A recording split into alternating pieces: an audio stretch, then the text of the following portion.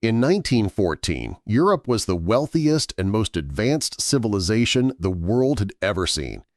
Yet beneath the surface of prosperity, tensions were quietly brewing. One event would shatter it all. It took a millennium to create the European miracle, and a single month to destroy it. The First World War was, in George Kennan's words, the seminal catastrophe of the 20th century. In 1914, this minuscule patch of earth called Europe was the richest, most advanced, creative, industrious, and innovative civilization in human history.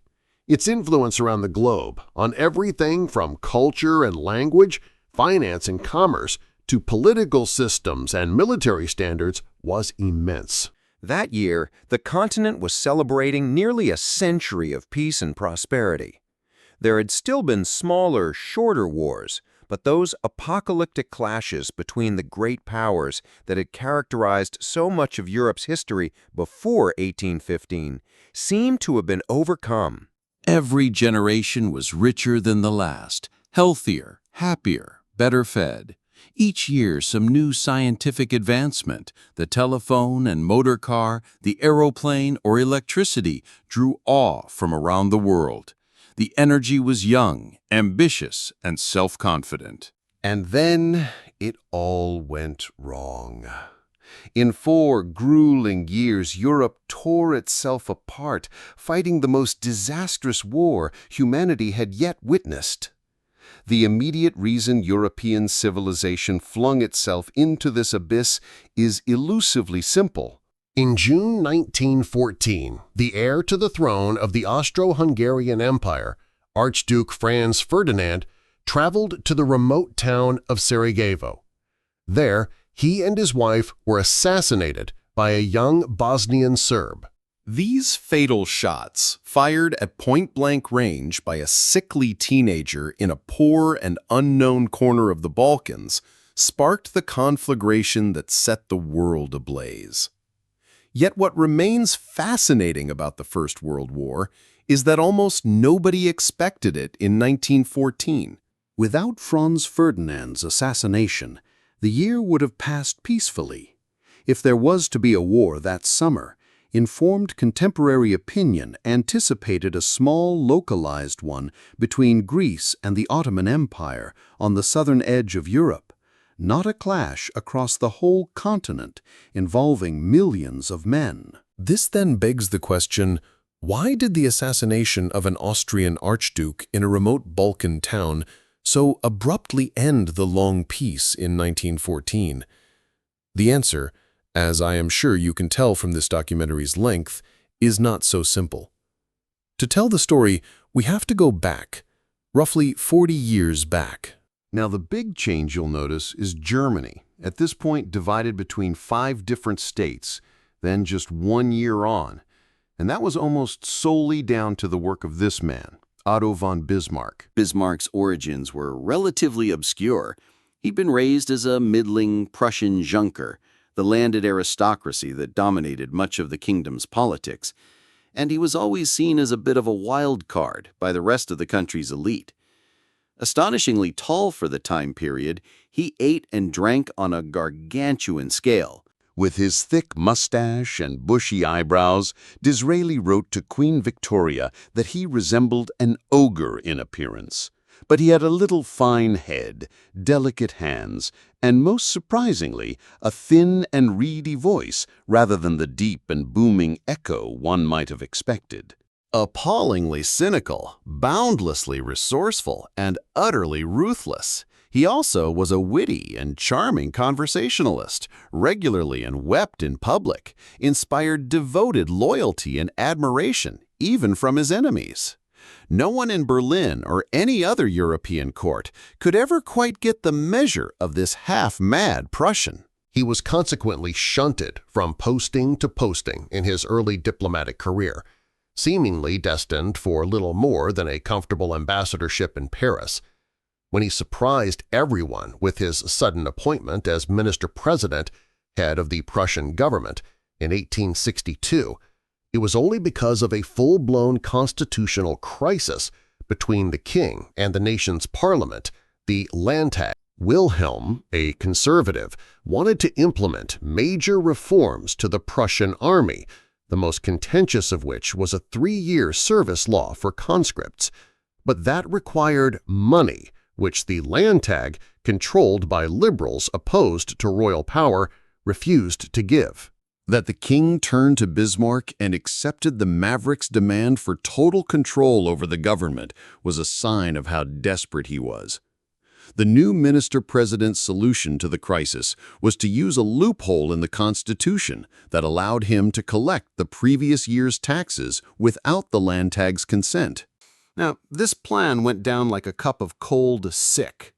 The army reform was implemented, but the liberals were furious, and the king seemed ready to offer them Bismarck's head in response. Military reform, though, had only ever been a means to an end for Bismarck. The Prussia he had inherited was the weakest of the 5 great powers in Europe. Since the time of Napoleon, almost every attempt to play the game of international politics had invariably ended in complete humiliation. For Bismarck, his job was not just to help the king. He was there to make Prussia great, and he knew how to do it. For about 100 years, there had been this idea of German nationalism, the concept of a united identity that bound all of the peoples in the German-speaking states together. Maybe there should even be a single country for them instead of all these tiny principalities. In 1848, there had been a wave of popular revolutions that had sought to make this a reality, but they'd failed spectacularly. The monarchies that actually ruled the German states had basically wanted nothing to do with it, and the monarchs controlled all of the armies, without which, no Germany. Bismarck's idea was, rather than trying to unify Germany with revolutions or democratic votes, why not do it with the Prussian army? So in September 1862, as he's locked in confrontation with liberal politicians over the military budget, Bismarck goes to the Landtag and says, "Not through speeches and majority decision will the great questions of the day be decided. That was the great mistake of 1848 and 1849, but by iron and blood." Now, as it happened, Bismarck actually regretted making the speech, and all it did at the time was further annoy the liberals who weren't ecstatic to hear that the money they hadn't granted was going to be used in wars they didn't want. But the minister-president had meant what he said, and he was about to prove it.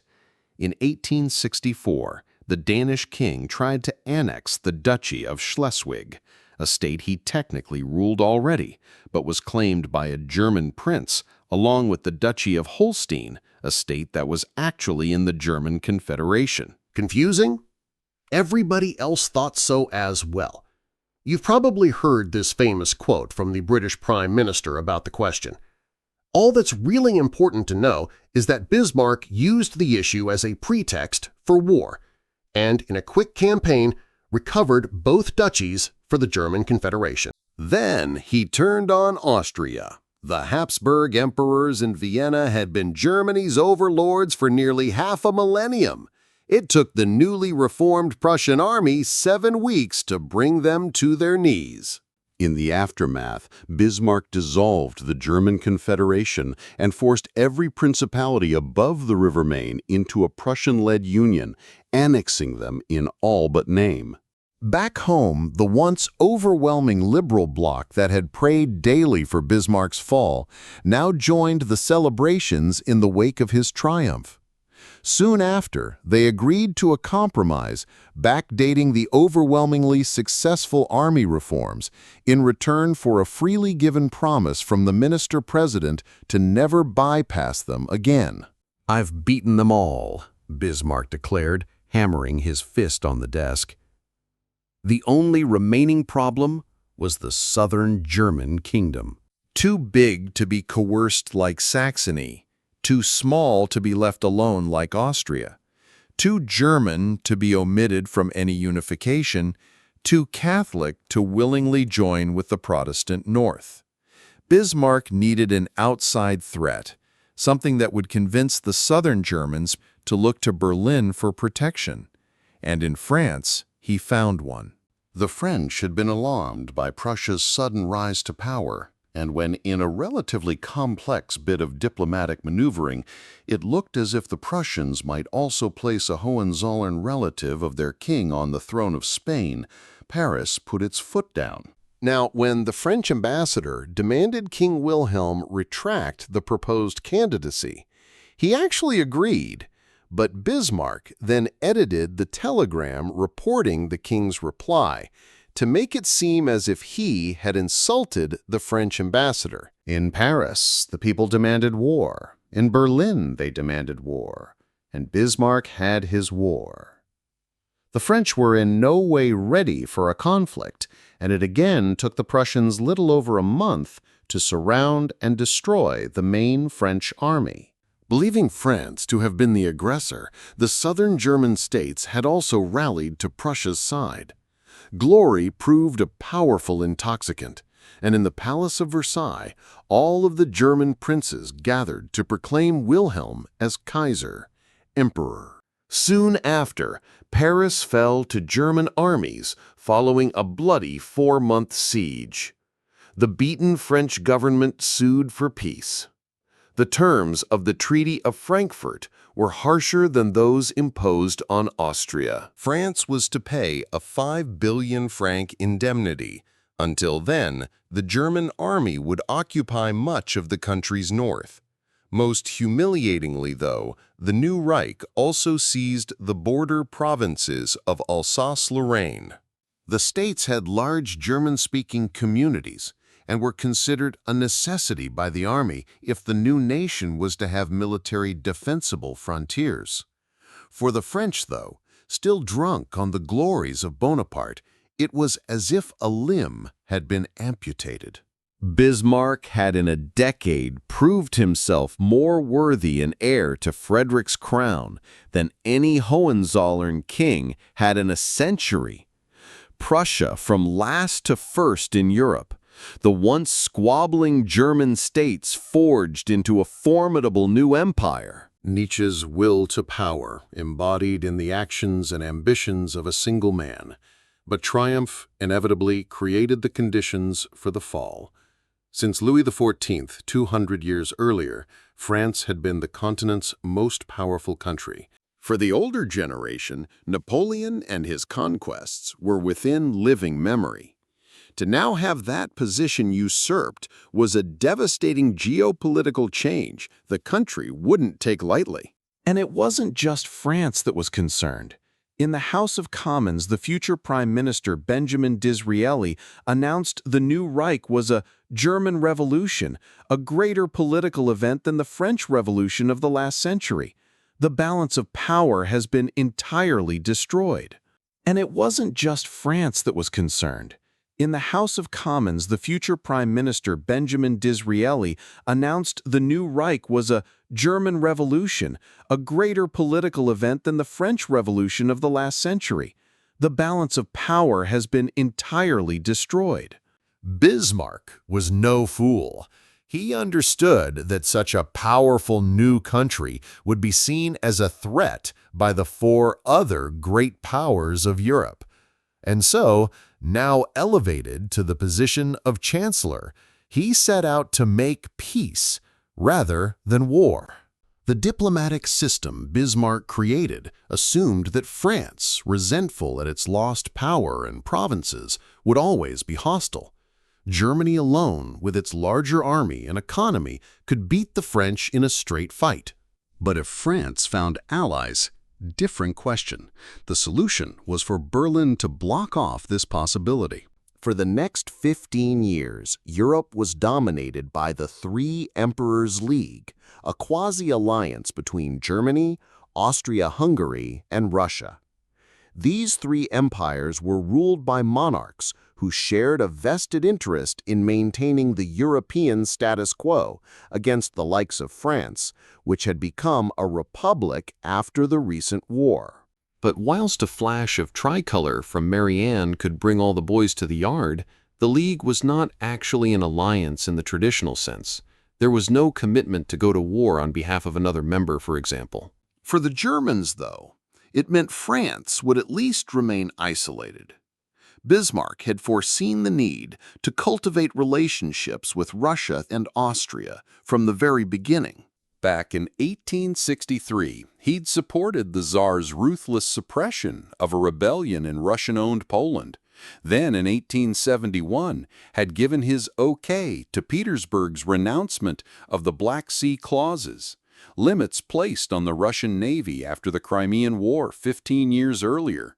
Austria should have been more complicated.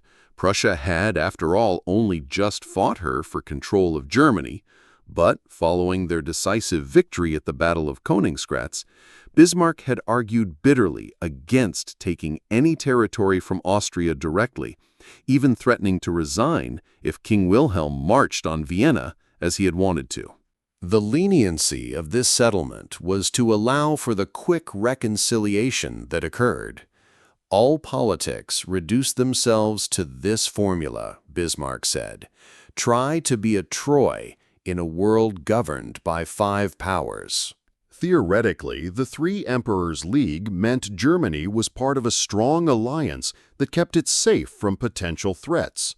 Practically, though, it was a fair-weather friendship, and the flaws began to appear quickly. France, which had just been beaten to her knees, surprised everyone by the speed with which she recovered. The massive financial indemnity levied against her was paid off in 3 years. So rapidly, it contributed towards an economic crisis in the entire Western world. The military that had been wrecked so badly was completely overhauled through a series of major reforms, whilst the politics of the country became intently focused on reclaiming the lost provinces. All of this scared the Germans, and in 1875, a newspaper close to the government published an editorial declaring that war was in sight. This was taken throughout Europe to be evidence of Bismarck testing the waters, sounding out what the German public's reaction would be to a new war aimed at stopping France's recovery. In response, both Britain and Russia warned Berlin they would not allow this type of aggressive conflict again. The reality is the leak probably did not come from Bismarck, who remained committed to peace, and this faux crisis went nowhere. But it showed that Germany was still seen as a threat, even by its own ally. Indeed, Bismarck's whole strategy of isolating France was riddled with problems. He held that a republic in Paris was the best guarantee of peace on the Rhine. Whilst France was democratic, no monarch would dare ally with her. To this end, he destroyed the career of Germany's extremely talented ambassador, Harry von Arnim, a conservative that was trying to promote a monarchist restoration in France as the best policy for Europe. Bismarck was more interested in what was best for Germany, but his ideas were flawed. It was hardly like Thiers and MacMahon, the 2 French presidents that rebuilt the country throughout the 1870s, were Robespierre and Danton come again. Even if they had been, as would be shown 20 years later, the monarchs of Europe were quite prepared to abandon their principles of conservative solidarity if it served their national interests anyway.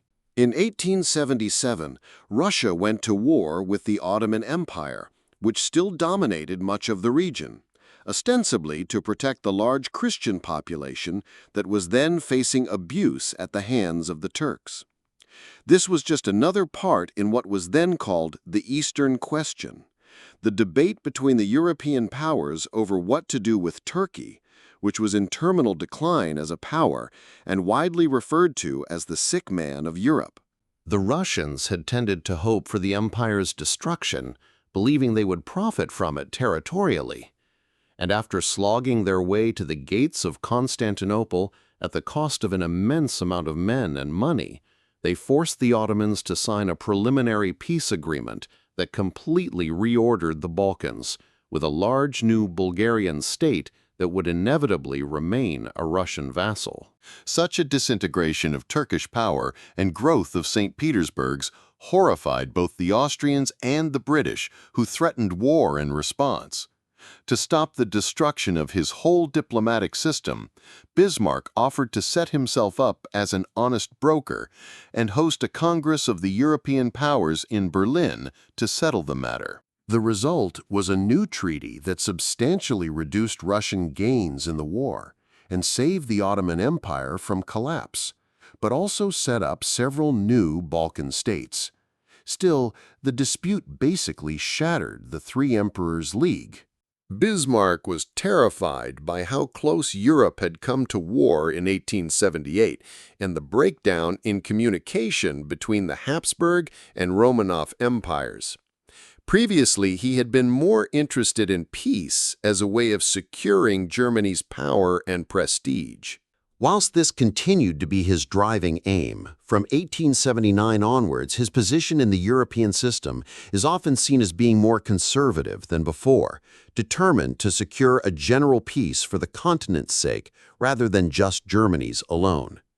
It was the moment when Germany accepted the full responsibilities of a great power, in A.J.P. Taylor's words. To do so, Bismarck's diplomatic web became even more complex. He signed with Austria-Hungary a new treaty, this time a formal alliance, committing Germany to go to war on her behalf if she were attacked by Russia. For Bismarck, though, the actual purpose of the alliance was restraining Vienna's ambitions in the Balkans and badgering her into a settlement once more with Russia. The higher level Bismarck was playing at here can be seen in the argument he had with Wilhelm I over the treaty. To the septuagenarian monarch, the alliance with Austria seemed like a needless provocation of the Russians, who were neither threatening nor even hostile to Germany. And, to an extent, he had a point. 25 years earlier, Prussia had briefly entered a short-lived alliance with Austria. Bismarck, then a young diplomat, had complained of tying the trim Prussian frigate to a worm-eaten Austrian galleon. The disparity remained the same. Indeed, if anything, it was more visible in 1879. But Bismarck thought the treaty would give Germany a say over Austrian policy, prevent her from seeking alliance with France or Britain, and restrain Vienna's more aggressive tendencies in the Balkans. In the short term, it worked. In the long, it was an assessment that was to take both empires to their doom. But Bismarck thought the treaty would give Germany a say over Austrian policy, prevent her from seeking alliance with France or Britain, and restrain Vienna's more aggressive. Although Wilhelm had worried that the treaty with Austria would permanently alienate his nephew, the Emperor of Russia, the reality was that St. Petersburg, broke and vulnerable after the Turkish War, still needed good relations with Germany. Thus, following a bit of diplomatic maneuvering, Bismarck was able to badger them into signing up for a new Three Emperors League. Like before, it was not a formal alliance and did not cancel out the Austro-German treaty. All the League did was promise neutrality if one of the powers was attacked by another party. If Bismarck's perennial fear of a Franco-German war came true, for example, Vienna and St. Petersburg would not stab Berlin in the back. For Bismarck, it meant he had once again avoided the possibility of a two-front war and brought the opposing forces of Habsburg and Romanov together. Peace on the continent, for as long as the League lasted, seemed assured. The following year, Italy joined the Austro-German Pact, turning it into a triple alliance. Like Germany, the Italians were a recently unified nation, and this treaty was yet another step in Bismarck's isolation of France, which was now totally quarantined. If we zoom out, we can see what an intricate web of overlapping secret agreements, treaties, and deals this was. The key thing to emphasize, though, is that whilst it worked for now, all of them had a single point of failure, namely Otto von Bismarck. It was Bismarck who kept this convoluted system together, and for all his guile, problems still abounded. Of these, the Balkans remained the most persistent thorn, and the main reason for that was the slowly dying empire to his south. In Christopher Clark's words, two military disasters defined the trajectory of the Habsburg Empire for the last half-century of its existence. In 1859, Austria had lost the bloody Battle of Solferino to a Franco-Piedmontese army, and with it the rich Italian province of Lombardy. Venice would follow soon after, ejecting Vienna from all remaining influence in the peninsula, whilst Piedmont drove on to forge a unified Italian state. Then, in 1866, Prussia had destroyed Austria's hold on Germany with a crushing victory at Königgrätz. Habsburg power over Central Europe, dominant for half a millennium, was wiped out in a single day. What was left of the Austrian Empire seemed in an uninspiring rump.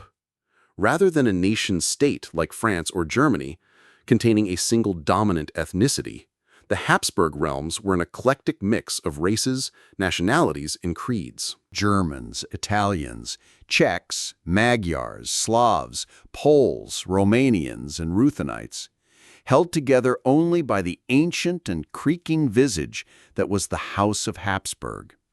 If this sounds complicated to you, it was far more so for the imperial administration in Vienna trying to work out how to rule this unwieldy conglomerate at the dawn of the 20th century. Germans, Italians, Czechs, Magyars, Slavs, Poles, Romanians, and Ruthenites, held together only by the ancient and creaking visage that was the House of Habsburg. If this sounds complicated to you, it was far more so for the imperial administration in Vienna trying to work out how to rule this unwieldy conglomerate at the dawn of the 20th century. Bismarck was forging Germany into the most powerful nation on the continent. The Habsburgs were trying to work out which language was spoken in Stropkov. The defeat of 1866 had transformed the empire. In its aftermath, an Austrian government, until then ruled by Germans from Vienna, agreed to a compromise with the second-largest ethnicity, the Magyars.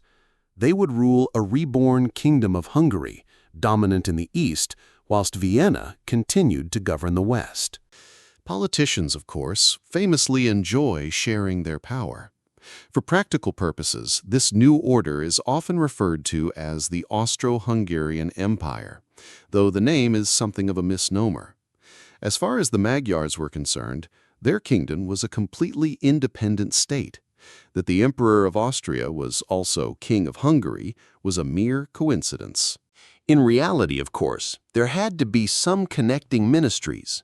Foreign affairs and defense, including a joint army, continued to link the two halves of this odd realm. But the disjointed nature of the political arrangement would cause endless problems for Austrian foreign policy. The Hungarians were always fearful of Vienna reasserting its control over them in the future, and to combat this, purposely kneecapped military spending increases, leaving the Habsburg army to fall behind its European peers.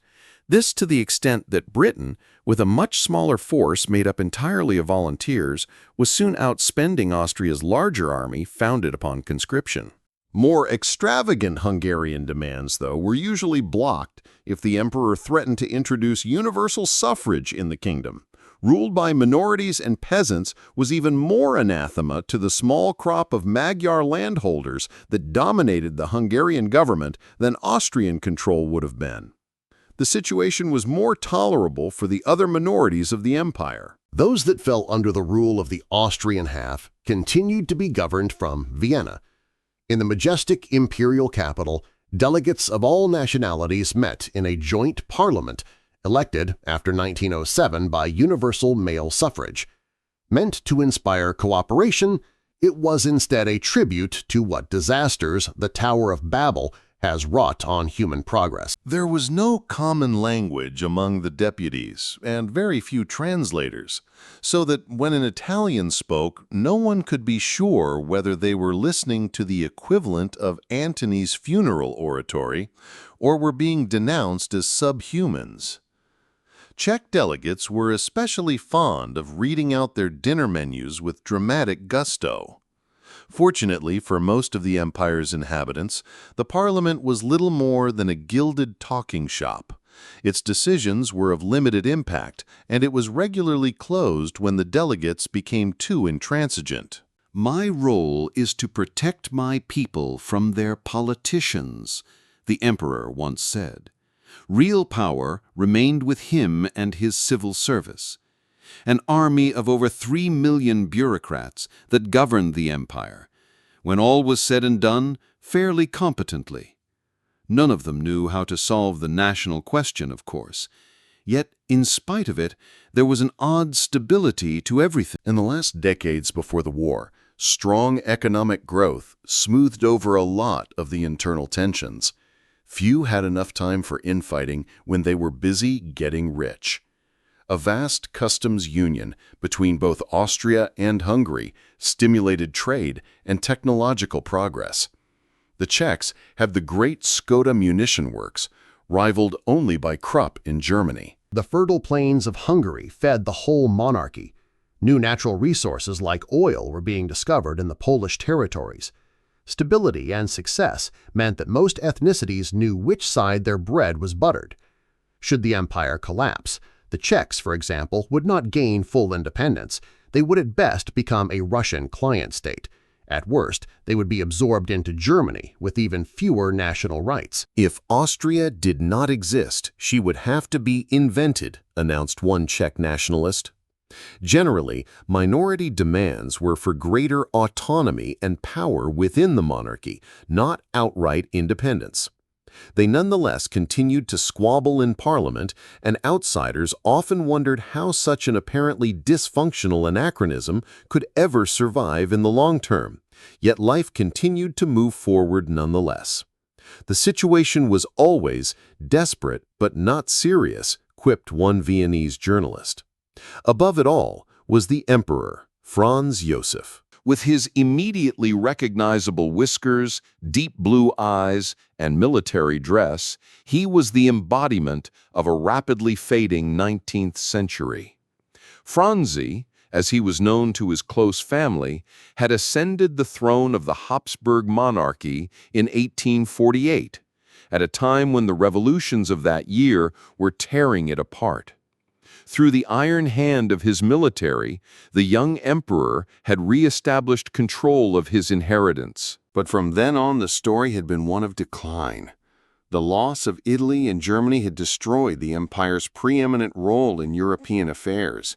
Internally, his once absolute grip on power now had to make accommodation for parliaments and Hungarian autonomy. Franz Josef's personal life had mirrored his empire's tragic fate. As a young man, he had married his Bavarian cousin, Elizabeth, or Sisi, as she was known. Beautiful and lively as a girl, a usually rigid and unromantic Franz Joseph proved an uxorious husband. But Elizabeth, unfortunately, never grew up. Hating court protocol, she refused to fulfill the duties of an empress or wife, and spent most of her time horse riding or touring Europe instead. In 1898, she was killed by an anarchist whilst in Switzerland. Franz Josef's only son and heir with her, a clever but troubled boy named Rudolf, had taken his own life nearly a decade earlier in 1889. His brother, Maximilian, had been executed in Mexico, and his favorite niece had died by accidentally setting herself on fire. "I have been spared nothing in this world," Franz Josef muttered quietly. Throughout it all, the emperor continued to work, rising just after 4 in the morning, and usually remaining at his desk until evening. With determined efficiency, he fulfilled his duties, seeming at times to hold the whole creaking imperial apparatus together by sheer force of will. In Edward Crankshaw's words, no empire in decline has yet produced a visionary. Franz Josef was above all an administrator, and in that task, requiring intelligent and incorruptible hard work, he was well suited. Not everyone was content with Franz Josef's rigid and plodding rule, though. The death of the emperor's only son meant the status of heir apparent passed to a nephew, Franz Ferdinand. Cold, charmless, and authoritarian, his only real passion was for massacring wildlife on the hunt. As future head of the most prestigious dynasty in Europe, though, Franz Ferdinand was nonetheless expected to marry well. Instead, in an uncharacteristic fit of passion, he had fallen in love with a lady-in-waiting, Sophie Chotek. The Choteks were still Bohemian nobility, but for a dynasty whose success had been founded on marriage, Franz Josef was oddly passionate about making sure none were successful. Like anybody, he could hardly derive enjoyment from opening the Eggenberg town hall, but crushing the dreams of the odd pleb still held its medieval appeal. When he finally gave way after intercessions from both the Pope and the German Kaiser, it was on condition that the marriage remain morganatic. Sophie would never be an empress. No children would ever inherit the crown. And, at least to Franz Ferdinand's mind, his uncle from then on appeared to take personal pleasure in slighting her at every possible opportunity. It was not a recipe for a harmonious relationship. Franz Ferdinand spent most of his time at the Grand Belvedere Palace in Vienna, where he set up a sort of shadow court to the actual government.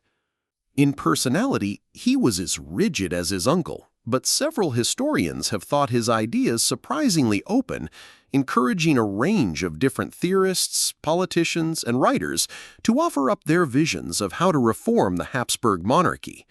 One suggested giving each minority a small territory of their own within the empire, a sort of United States of Austria.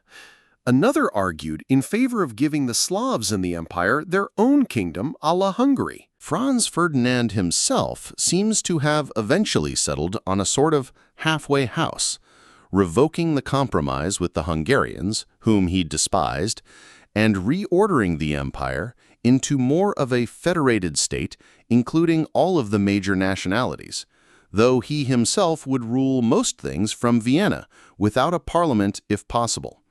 25 years of consultations, and the end result was, shut up and do what I say. By the 1880s, the Habsburg Empire had settled into its new geopolitical reality.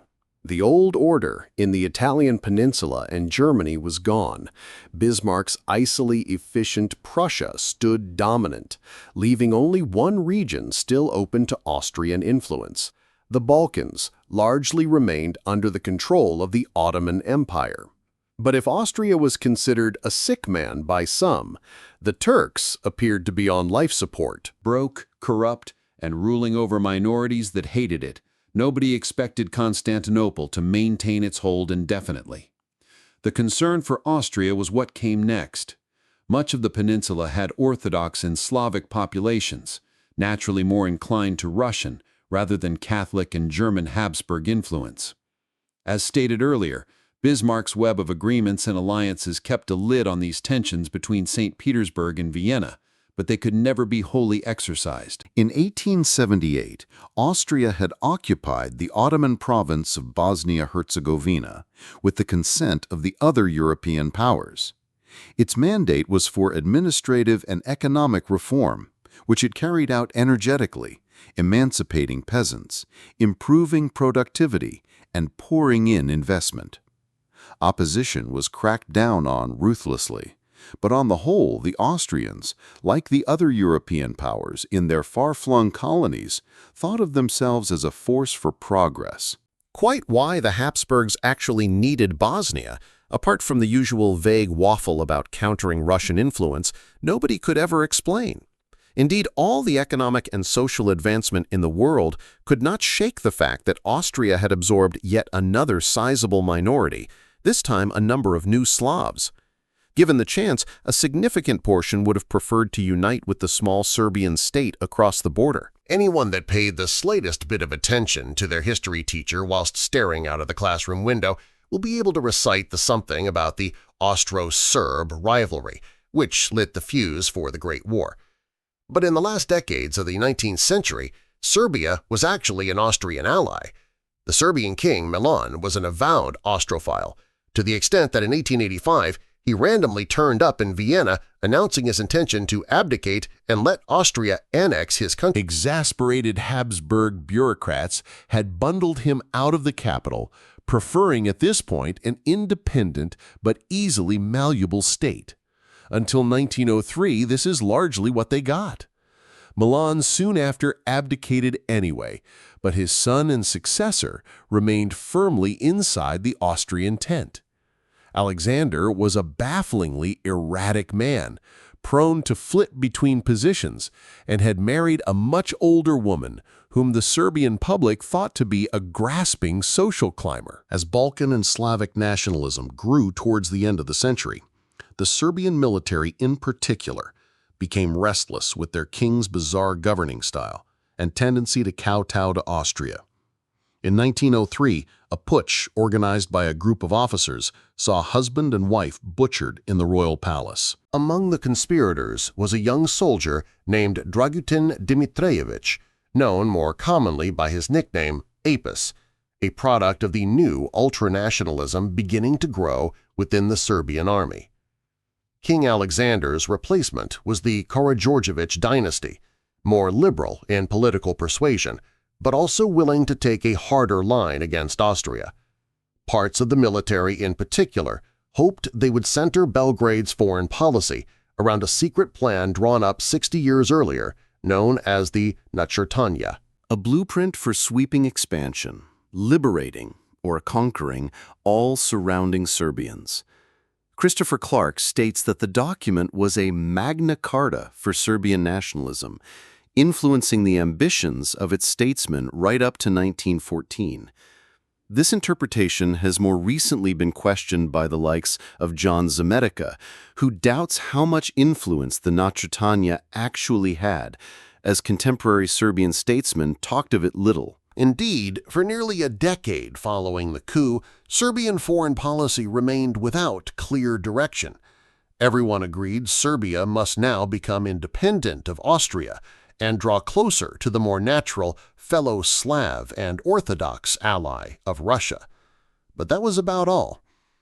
At a foreign policy conference in 1905, Bosnia was at this point only reluctantly brought up as a potential target for expansion because someone suggested it would look bad in the minutes if it wasn't. Whatever the case, the 1903 revolution meant Austria had lost a loyal vassal in the Balkans. To begin with, the Habsburgs viewed the coup as a fait accompli, quickly grew concerned with their neighbor's new policy, in particular, its decision to try and source a large loan for armament expansion from Paris rather than Vienna. Then, in December 1905, it was revealed Serbia had entered into a customs union with Bulgaria, a sure sign that she was trying to escape from her current economic dependence on Austria. The Habsburgs reacted violently, withdrawing from their own talks with Serbia about renewing their existing trade deal and announcing an embargo on pork, Belgrade's main export. This tariff war was to continue for 5 years, but the Serbs refused to concede. Instead, they found new markets throughout the rest of Europe. The small victory meant Belgrade would remain independent, but in the Balkans, independent usually meant pro-Russian. The Austro-Russian rivalry in the Balkans had always been the element most likely to destroy the Second Three Emperors League, as it had the first. Indeed, the revived League of 1881 had been made explicitly to deal with this conflict. The problem was that it realistically could survive as an agreement only so long as there were no conflict. But to understand why a single shot in Sarajevo could ignite an entire continent, we must journey back 4 decades earlier, to a man who reshaped Europe's destiny.